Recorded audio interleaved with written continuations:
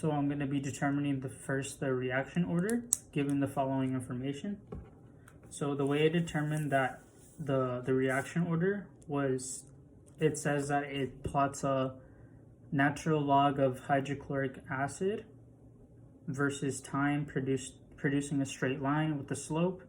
So given that information, if we look at our notes, first order reaction plots have a natural log of the concentration, and it shows a straight line going down, so it's a negative slope going down.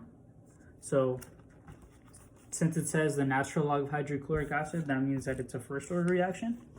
So now that we have our reaction order, we can calculate the concentration after 10.2 minutes if the initial concentration is 3.500 molar. So the way I went about this was I used my integrated rate law. So the integrated rate law that I used for the first order was the natural log of our concentration, where T is equal to the negative KT plus the natural log of our initial concentration. So this is the integrated rate law that I used. So now that we have our integrated rate law, we can plug in and fill in our information. So this is going to be the natural log of hydrochloric acid,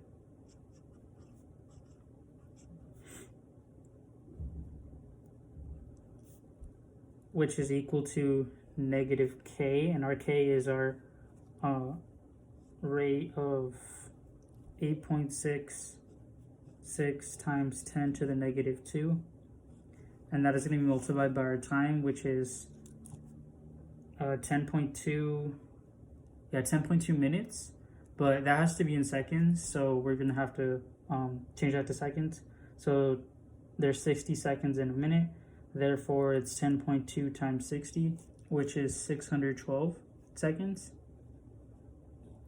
So then we're going to add the natural log of our initial concentration, which is 3.500 molar. So now that I filled in the information, now we have to calculate it. So in order to calculate this, to make it easier, I just exponentiated both sides to get rid of the natural log on the left side. So now to type this into the calculator. So the way I did it was, first I started with negative 8.66 times 10 to the negative 2. And then I multiplied that by our time, which is 612 seconds. And then I added the natural log of 3.500, which is our initial concentration. And then we're gonna exponentiate our answer. And that should give me 3.3636.